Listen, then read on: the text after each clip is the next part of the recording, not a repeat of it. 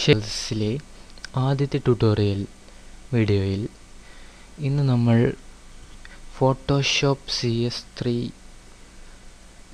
ഉപയോഗിച്ച് എങ്ങനെ സിമ്പിളായിട്ട് ഒരു ഡിസൈൻ ഉണ്ടാക്കാം എന്ന് പഠിക്കും. ആദ്യത്തെ 2 ടൂൾസ് മാത്രമേ നമ്മൾ ഈ ട്യൂട്ടോറിയൽ ഉപയോഗിക്കുന്നുള്ളൂ. ആദ്യം ഒരു ന്യൂ ഡോക്യുമെൻ്റ് നമുക്ക് ഉണ്ടാക്കാം. അതിനുവേണ്ടി Ctrl+N പ്രസ് ചെയ്യുക.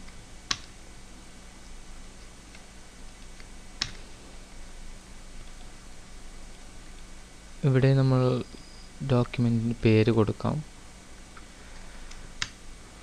First tutorial.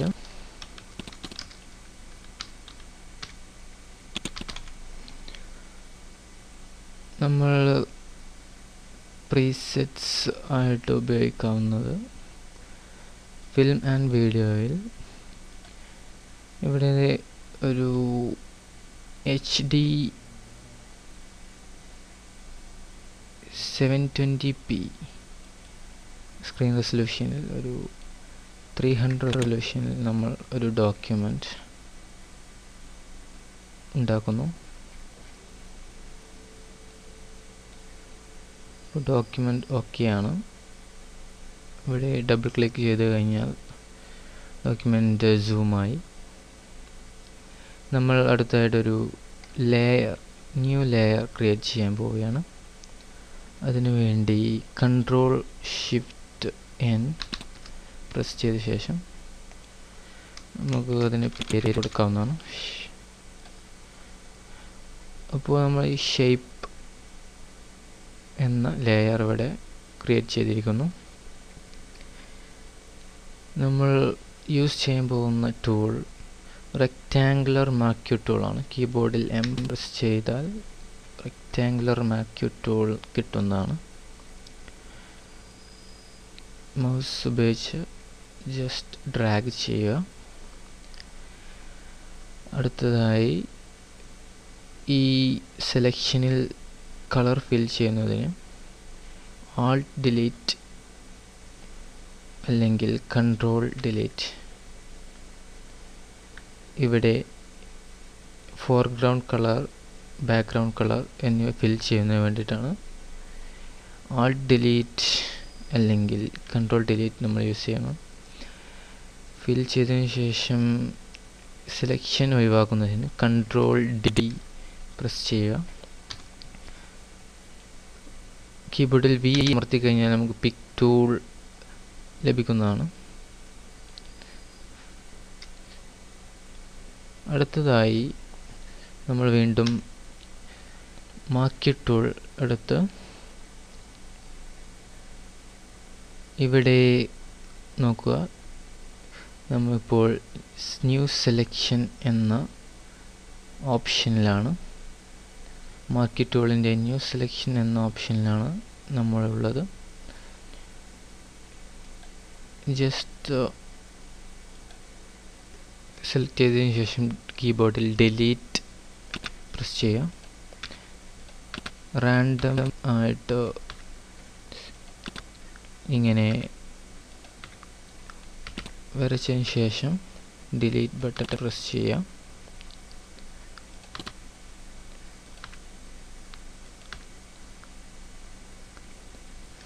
Ctrl+D.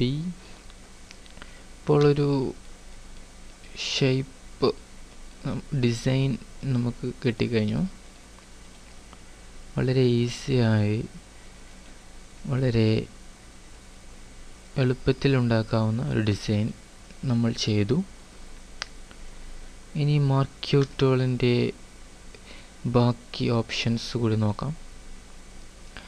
Add to selection കൊടുത്തു കഴിഞ്ഞാൽ നമ്മൾ രണ്ടാമതൊരു സെലക്ഷൻ ചെയ്തു കഴിഞ്ഞാൽ ആ സെലക്ഷൻ ഇതിനോടുകൂടി ആഡ് ചെയ്യുന്നതായി കാണാം.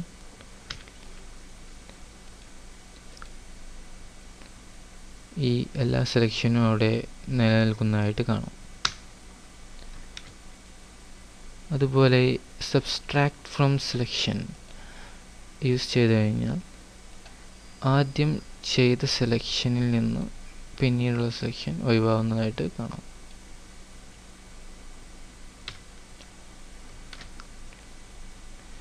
അതുപോലെ intersect with selection,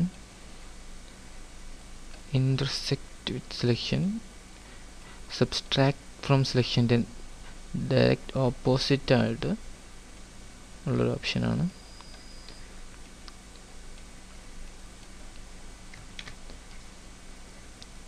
നമുക്കിവിടെ ഫെദർ ഉപയോഗിച്ച് സെലക്ഷൻ്റെ ഔട്ട്ലൈൻ ഫെദർ ഇവിടെ കൂട്ടാവുന്നതാണ്. ഒരു 10 കൊടുത്തു കഴിഞ്ഞാൽ നമുക്ക് കാണാം ഔട്ട്ലൈൻ ഫെദർ ഡിലീറ്റ് ചെയ്താൽ മനസ്സിലാവും ഫെദർ എന്താണെന്ന്. കൺട്രോൾ ആൾട്ട് Z അടിച്ച് നമ്മൾ അൺഡു ചെയ്തു.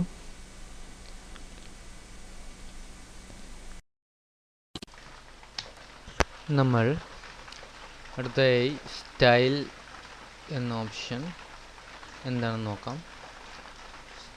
നമ്മളിപ്പോൾ നോർമൽ എന്ന മോഡലാണ് വർക്ക് ചെയ്തത്. അടുത്തതായി ഫിക്സഡ് റേഷ്യോ എന്നുദ്ദേശിക്കുന്നത് നമ്മളിവിടെ റേഷ്യോ അടിസ്ഥാനത്തിലാണ് സെലക്ഷൻ വരിക.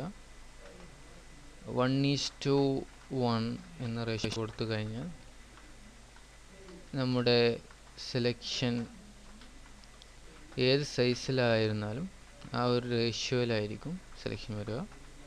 നമുക്കിവിടെ 1:3 എന്ന റേഷ്യോ കൊടുത്തു കഴിഞ്ഞാൽ നമുക്ക് കാണാം റേഷ്യോ അടിസ്ഥാനത്തിലാണ് വിഡ്ത്ത്, ഹൈറ്റ് എന്നിവ ഇവിടെ വരുന്നത്. അടുത്തതായി സ്റ്റൈൽസിൽ ഫിക്സഡ് സൈസ് എന്ന ഓപ്ഷനാണുള്ളത്. ഫിക്സഡ് സൈസ് എന്ന ഓപ്ഷനിൽ നമുക്ക് ഇവിടെ പിക്സൽ, സെൻറ്റിമീറ്റർ, ഇഞ്ചസ് ഇങ്ങനെ ഫിക്സഡ് സൈസ് ഇവിടെ കൊടുക്കാവുന്നതാണ്. ഇവിടെ നിലവിൽ പിക്സൽസ് ആണ് കൊടുത്തിട്ടുള്ളത്. 120 pixel width and 100 pixel height എന്ന ആ പിക്സലാണ് ഇവിടെ സെലക്ട് ആവുന്നത്. അതുപോലെ നമുക്ക് 5 centimetre width and 3 centimetre height കൊടുത്ത് നോക്കാം. ജസ്റ്റ് ക്ലിക്ക് ചെയ്താൽ തന്നെ ആ സൈസിൽ സെലക്ട് ആവുന്നത് കാണാം. അപ്പോൾ ഫോട്ടോഷോപ്പിലെ ആദ്യത്തെ 2 ടൂൾസ്, ബേസിക് ടൂൾസ് ഉപയോഗിച്ച് നമ്മളൊരു ബേസിക് ട്യൂട്ടോറിയൽ ഇവിടെ ചെയ്തു. എല്ലാവരും പഠിച്ചു എന്ന് കരുതുന്നു. അടുത്ത ട്യൂട്ടോറിയലിൽ നമുക്ക് കുറച്ചും കൂടി അഡ്വാൻസ്ഡ് ആയിട്ടുള്ള ടൂൾസും കാര്യങ്ങളൊക്കെ പരിചയപ്പെടാം.